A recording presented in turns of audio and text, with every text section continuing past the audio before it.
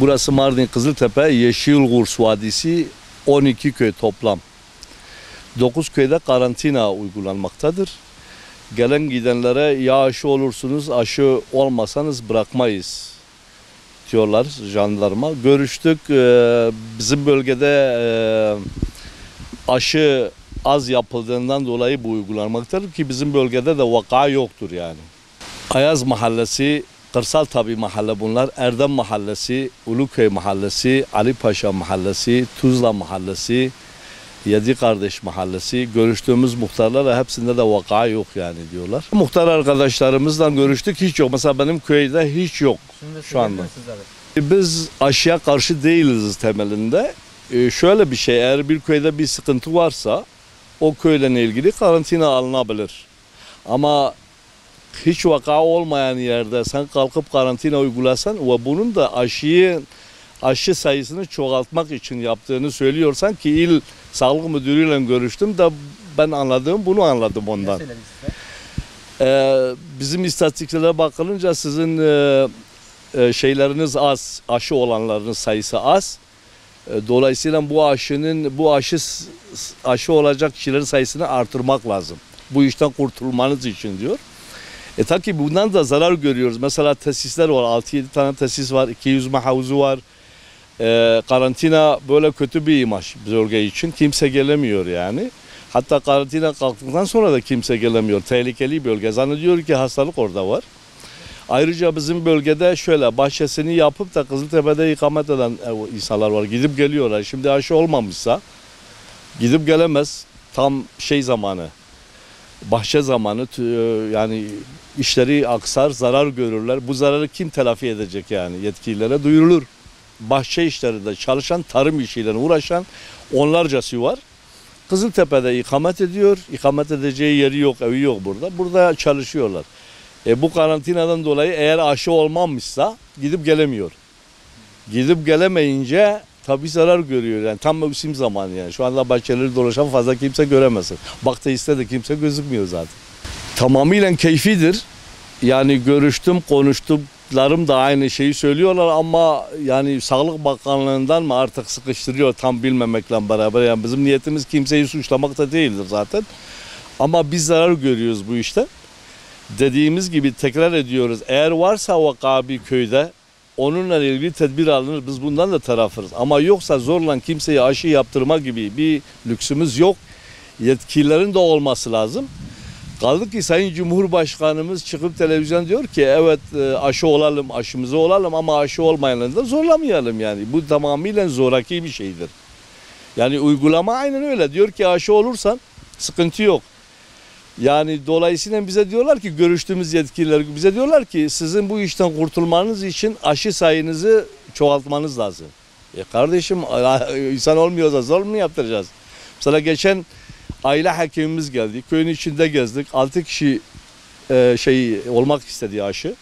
Aşılarını yaptırdık. Olmayanı biz hani sopayla aşı yaptırmak, işte onlar da sopa kullanıyor. Bu bir sopadır aslında. Yani ya gidip gelemezsin, misafirin gidip gelemez. Bu bir sopadır dolayısıyla yani. Başında sopa tutuşun. Ya aşı olacaksın ya da bırakmayız yani. Zarar da görsen.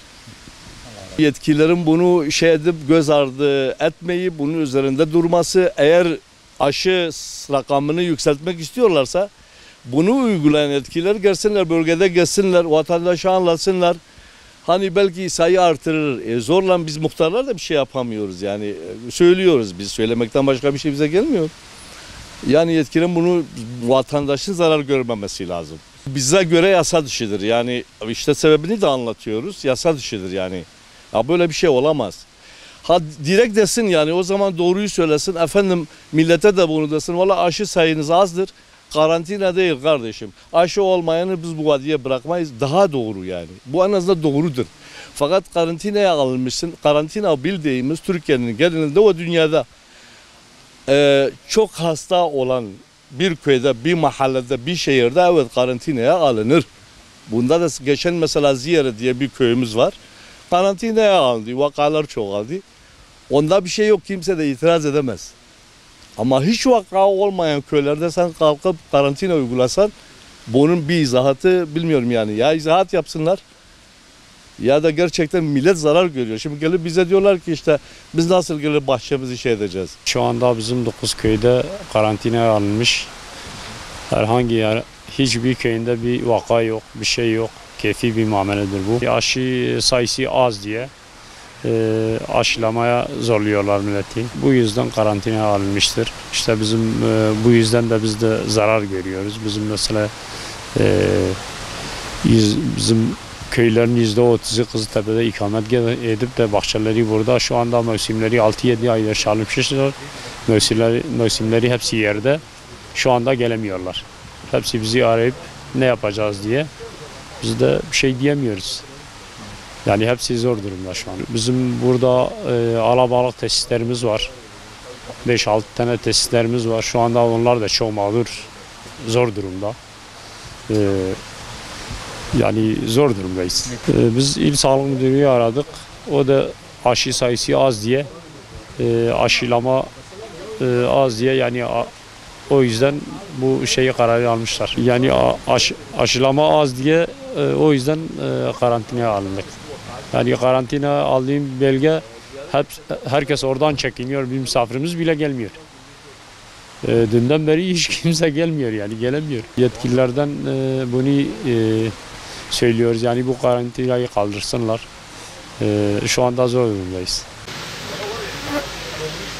Şimdi bu 9 köyde dün saat 5 gibi kaymakamın kararıyla işte sokağa çıkma yasağı veya yani karantina alındı 9 köyümüz bu vadide.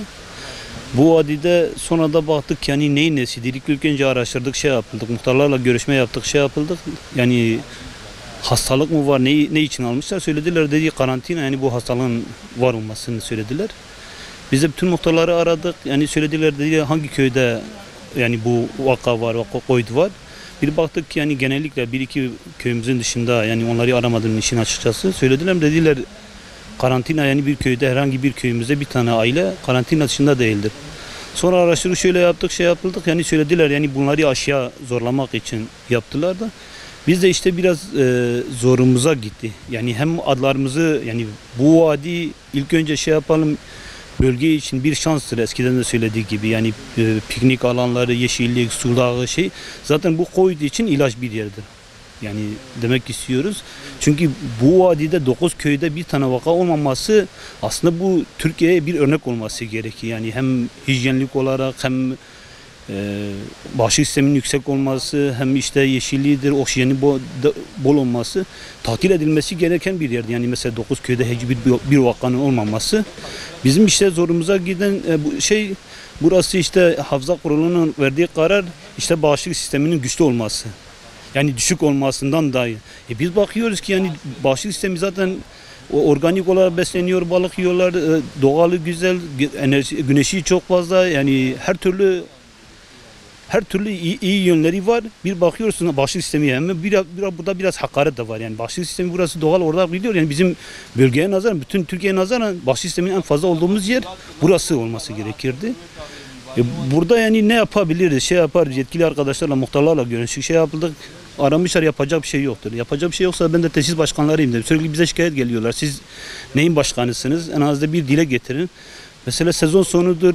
Bu aileler de geliyor. Onlar için de bir kötü bir şey oldu. Mesela misafiri geldiyse Ors'a gideceğim programı yapmışlardı. Burası rezerve yapmışlardı mesela önümüzdeki günlerde. Şimdi bu bütün rezerveleri iptal edileceğiz. Bu maddiyat olarak kim karşılayacak, şey yapacak. Yani bu yani tesisler adına konuşayım. Tesisler adına kötü bir durumdayız yani. Muhtarlara söyledik. Sanki bizim muhtarlar da Sağlık İl Müdürlüğü'nü de aramışlardı. Şey yapmışlar, söylemişlerdi yani vaka yani aşı oranı düşüktür. Aşı oranı yükseltmesi için bu kararı almışlardır. Ben de yani işte çözüm olarak en az da söyleseler yani vaka yok. Yani basınla bilgilendirsinler şey yapılsın vakamız yok. Bu vadide yani burada aşı oranı düşüktür.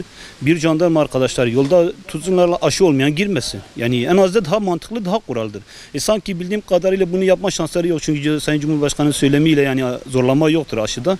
Onu yapsa kanun dışıdır. Bunu yapsa işte aşırı derece mağduruz yani hocam. Gerçekten de yani beklemiyorduk böyle bir şey. Çünkü sezonun sonlarıdır. Kendimizi toparlanma şansımızdır. Çok tesis, bütün tesisler beni aradı şey yapıldı yani rezerveleri var. Arkadaşlar buraya için misafirleri var işte oraya davet etmişler, şey yapmışlar, dışarıdan gelmişler. Yani Mardin için söylediğim gibi Mardin Kızıltepe için burası bir şanstır. Hem oksijen deposu, hem yeşilliği, hem işte pikniği, yani her şeyiyle bir şanstır. O bizim için değil yani, bu Kızıltepe Mardin'i bir cezalandırma gibi bir şeydir. Yani adam gidilecek yer yok. Buraya gelecek, şey yapacak, o da yok. Ola aşıdır, şudur, budur. Yani temennimiz bunu düzeltip de yani mesela orada jandarma şey yapsa, o aşısız, yani orası hassas bölgedir. Aşısız olanları girmemeye özen gösterirler. Yoksa şimdi hem bizi kötülediler. İşte karantina nedir? Yani orasının daha kötü, daha şey. Bu imajı da atlatması da çok zordur. Çünkü bu imaj, biliyorsun yani bir yerde karantina olduğu müddetçe orası yani tehlikelidir, girmeyin. Şimdi bu imajı da üzerimize bıraktı. Bu imajı değiştirmek için karantinanın sonlandırıldığını, herhangi bir vakanın olmadığını, bir de yani burana işte 1-2 gün sonra da burada işte bir jandarma kontrolünde veya muhtarları ikna etme yoluyla kaymakamımız bey, vali beyimiz yani buraya gelip de milletle iç içe olup da yani işte ikna etmek, yani bu kurtuluşun aşı olduğunu, şey olduğunu. Yalnız işte böyle bir zoraki olursa, inancın olsun, bu vadide işte 9 köyümüz karantina almıştır. Bu zoraki yönüyle zannetmiyorum ki 10 kişi aşı olacak. Çünkü etki, biliyorsun fizikte etki tepki yaratıyor. Bir ayağını bir duvara vursan ayağın acır. Çünkü o da tepki eder. Çünkü bir şeylerle, zorlamayla olmuyor. Bu ikna ile, güzel kabiliyetle, güzel şeylerle oluyor. Yoksa bir yasakla sonu daha kötüye gider.